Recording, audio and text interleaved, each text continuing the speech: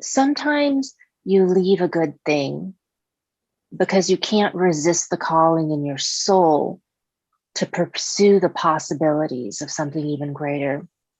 Your soul calls out of your own it calls you out of your own personal Garden of Eden, where all your needs are being met, and out into the wilderness, where all your needs are not going to be met, but it's where you can start living your real life.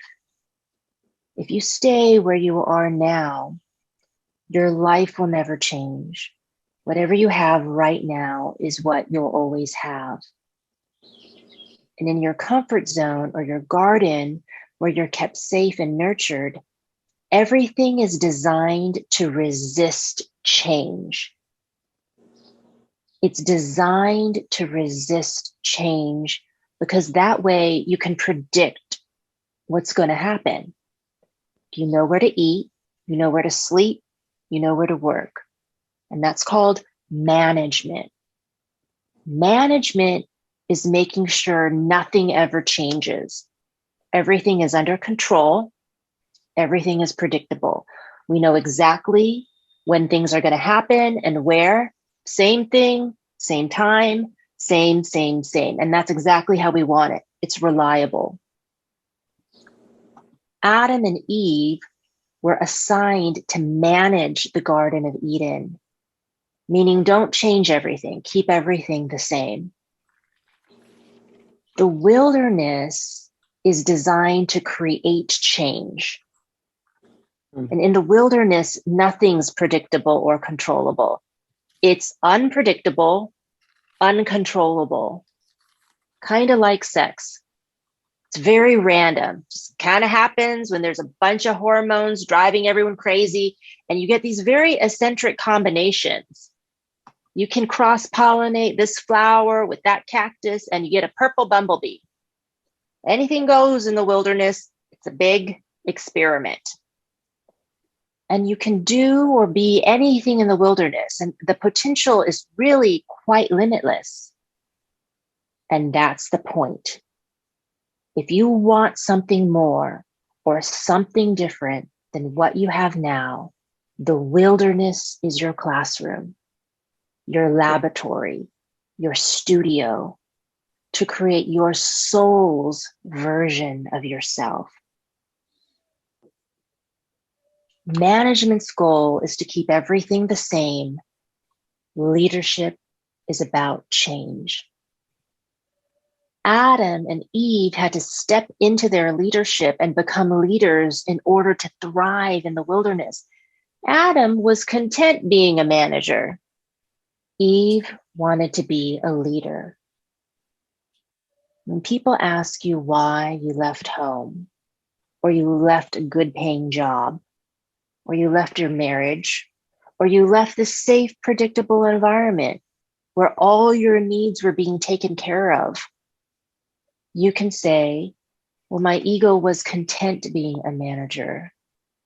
My soul is ready to be a leader. And when you're just managing your life, yes, your short-term, day-to-day needs are being taken care of. But when you are leading your life, your long-term life goals are being taken care of. Please write that in your journal. Okay, so now I'm going to ask you to do an exercise in your journal. I'm going to ask you 2 questions. And then please write the answers in your journal. Whenever you're ready, later on, you can unmute and share. Now, do you remember last week you wrote in your journal a time in your life where you felt like you had to start all over again? And we called that your big shift.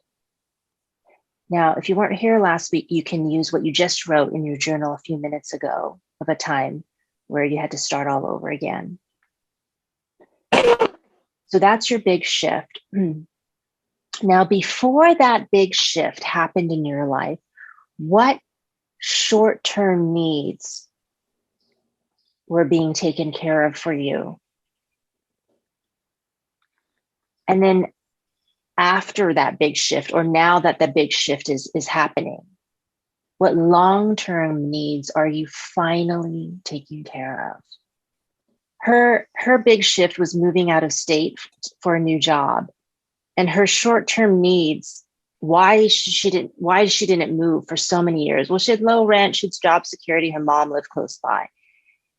And her long-term needs after she finally moves would be dating. And she stayed in her small town where she felt very stuck. And, you know, she was never going to get fired from her job. And so she realized that she didn't really have to move on with her life. And the major reason why she didn't move is because she was waiting for her mother to forgive her. And you know how you don't know these things until you know these things. And in her subconscious, she was waiting, and she needed her mother's blessing to start living her own life. And sometimes we wait around for someone to be proud of us or to let us go. And we won't leave no matter how unhappy we are. We stay and we wait for that person to let us go. And Cher's mother was holding on to Cher with her anger. When Cher finally cut the ropes of her mother's anger, she'll be free to love someone else besides her mother. She'll be free to love a life partner.